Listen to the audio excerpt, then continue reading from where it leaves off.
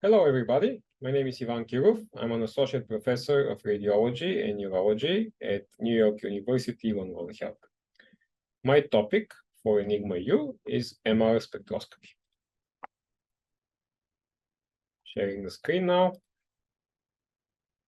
Go to slide number 1, and let's start with a basic introduction to MR spectroscopy of the brain. I will cover concepts in this first lecture. And the most basic concept of all is how MRS, which is short for MR spectroscopy, is different from MRI. The MRI image that you see on the left is actually a map of the hydrogens of the water molecule. Because there is so much water in the brain, this map looks like a picture. Of course, the brain is not just water, and MR spectroscopy gives us a way to look at other constituents of the brain. And there's different types of MRS that allow us to do that. With proton MRS, we can detect protons of molecules other than water. And there's phosphorus MRS, carbon MRS, and so on. And here are some examples. With proton MRS, here I'm showing the molecule N-acetylaspartate, which is detected by detecting its methyl group that is highlighted. Phosphorus MRS can detect a variety of phosphorus-containing compounds, for example, phosphocreatine. We can look at water also by detecting its oxygen using oxygen MRS. There is also fluorine MRS, but there is no fluorine in the body that we can detect with MRI. So fluorine MRS is usually used to track delivery of drugs because many drugs do have fluorine. So the different types of MRS allow us to detect different molecules other than water in the brain. And all these molecules have very important information. We can study the chemical makeup of the body. We can look at rates of chemical processes, equilibrium of ions, and so forth. So MRS is a very exciting field. I will only talk about, however, proton MRS, which is the most common type of MRS, the easiest one to do, because it does not require any additional hardware beyond what is already available for doing a conventional MRI. In fact, most scanners have MRS sequences ready to be used, and MRS is used in the clinic as well. Okay, so let's take a look at MRS of the brain. On the right-hand side, this is called a spectrum. This is the result of a proton MRS experiment of the brain. You would see two peaks. The largest one belongs to the hydrogens of the water. The second largest peak is that of the subcutaneous lipids. But we don't really need those peaks. We are interested in the area between them, which contains much smaller peaks. This is called a spectrum, or spectra in plural. How do we get from the spectrum with the large water peak to the spectrum of interest underneath? We need to get rid of this water. We do water suppression. That is done using a variety of ways on the level of revising the MRS sequence. We need to avoid the lipids, and here is where I introduce the concept of a voxel. A voxel is a three-dimensional pixel from where we acquire the signal. So if we place this voxel anywhere not close to the lipids, we just avoid them. This is the usual way of doing it. There's other ways as well. Okay, what can we expect to see on this spectrum? What kind of molecules? They need to be small. They need to be present in large amounts, relatively large amounts. They need to be mobile, and the protons that are detected should not be exchangeable with the surrounding water. when we apply this criteria, we end up with a short list of about 4 or 5 metabolites that we can see. These are the most commonly measured ones. Another 5 or 6 can also be obtained with more complicated experiments. Let's concentrate on those metabolites, the 4 most common ones that form the well-recognized spectrum of the brain, an example of which is shown at the bottom. The largest peak in this spectrum belongs to the hydrogens, to the methyl group shown here of N-acetylspartate, the molecule that I already showed, and you will hear about in more detail later. We have creatine here. This peak is the sum of creatine and phosphocreatine. The peak next to it is composed of the methyl groups of choline-containing compounds.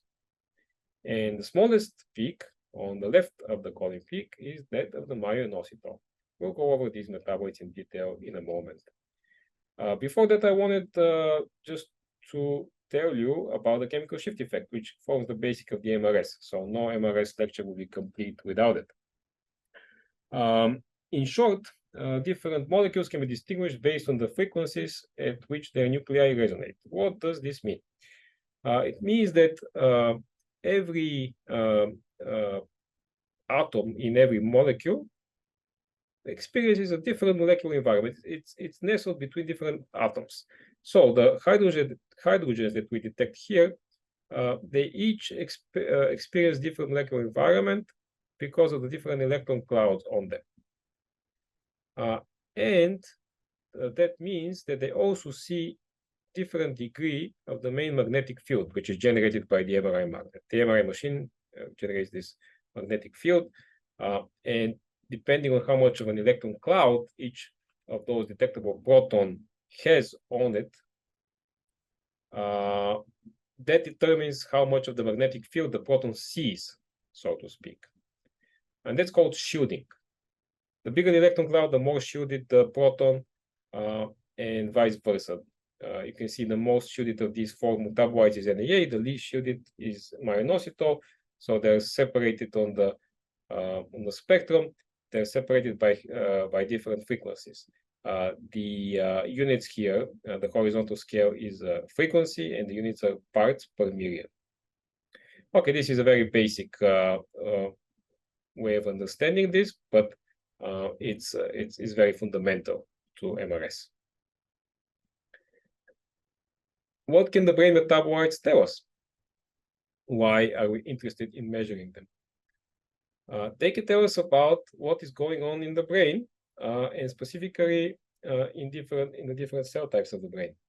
The brain is composed of neurons and glia, the glial cells being astrocytes and oligodendrocytes. And 2 of these metabolites that we can detect with proton MRS are markers for a certain cell type. NAA is a marker for neurons. It reflects neuronal health. Here you can see on the cartoon on the right-hand side a neuron which is the same color as the NAA. And you can see next to it the supporting cell in green, that is the astrocyte. The myo-inositol signal is thought to come from astrocytes. So myo-inositol is known as an astrocytic marker. So here we have 2 metabolites that are markers for 2 very important cell types of the central nervous system, and that's really, really important. The choline peak reflects the degree of cell membrane turnover. It reflects the presence of molecules that are needed to maintain and build cell walls. While creatine reflects cellular energy, because phosphocreatine, which is part of this peak, is a main energy source for the brain. So in sum, important aspects of brain biochemistry are reflected by these 4 markers, and the most major one of which is neuronal health, which can be inferred by looking at NAA. So how are these MRS metabolites used? This is very important. the area under each peak is proportional to the amount of metabolite. So measuring the peak area will allow us to determine how much of the metabolite there is. And that quantity can be either normal or abnormal. And that result tells us if a certain aspect of tissue health is impaired. Here I'm showing an example of choline. On the right-hand side is a spectrum with normal-looking choline, meaning that the peak in proportion to the other peaks looks like it's a normal at normal levels. On the left-hand side, the choline peak is higher, which means there is more choline there. This high amount of choline can be interpreted in different ways, but that means there is something going on with the membrane turnover. And here is a summary of how we use these metabolites. Here, the main examples which are related to important pathophysiology. Low NAA reflects neuronal dysfunction or neuronal loss. It's very important to know if any of the two is happening. High myoinositol may reflect more astrocytes, which is known as astrogliosis, if they're arranged in a certain way, or it can mean high rates of astrocytic metabolism. High choline reflects breakdown or buildup of cell membranes that is abnormal. So, for example, if a lot of cells are broken down by an infection, for example, choline may increase. If there's more cells being made, means that there's more cell walls being made, and of course, cancer is the prime example of this. High creatine reflects higher cell count most likely. Usually the creatine peak does not change as much as the other peaks, but certainly it can change, and it may reflect the presence of more cells than usual, such as in, for example, astrogliosis or cancer. This is just a summary which I won't go over, but you can pause and take a look at. It refers to how we can interpret different changes in these peaks. If these metabolites increase, which means that their peaks would get larger, or they would get smaller based on a comparison with some standard. But in any case, what I want to say here, which is quite important, is that changes in the peaks should not be viewed in isolation. We cannot see a spectrum and know what's going on in this tissue. There's always a context. The context means, why is the patient there? What is the hypothesis? What are we expecting to see? So we should always have this information in mind when interpreting changes in a spectrum. MRS is used in the clinic mostly in two ways, and I'm talking about the brain, but also about the body as well. In a differential diagnosis setting, which the most common example is the following. A patient undergoes a conventional MRI exam, and there is a finding. There is a spot on the brain that appears abnormal, and the clinician and the radiologist are unsure of what that is. And they may have two or more possibilities that they're entertaining, but they're not sure what is the case. So they may order MRS if it's known that the spectrum can distinguish between these two or more conditions. This is called differential diagnosis, to see which diagnosis is the real one. MRS can also be used in cancer patients because it can differentiate between dead tissue, which can occur as a result of chemotherapy or radiotherapy, rather, and active tumor. And in research, MRS is used very widely.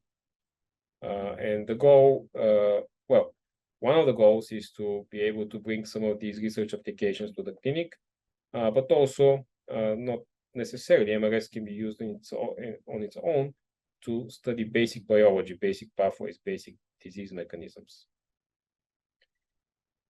And with this, I will conclude this first introductory lecture. And here is a list of references that I'm recommending to you for a more in-depth look at MRS. There's 4 journal articles and a textbook that I wholeheartedly recommend. Okay, we'll continue in the next lecture.